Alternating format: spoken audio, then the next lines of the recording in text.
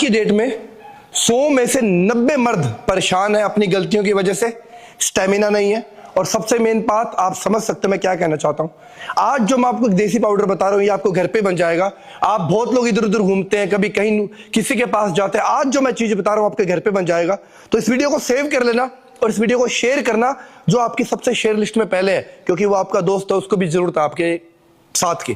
क्या करना है, आपको लेना 100 ग्राम पंपकिन सीड। ये ऐसा पाउडर बनेगा सेम, मैं बताता हूं क्या बनाना है। 100 ग्राम पंपकिन सीड, साथ में आप लेंगे 50 ग्राम सफेद तिल।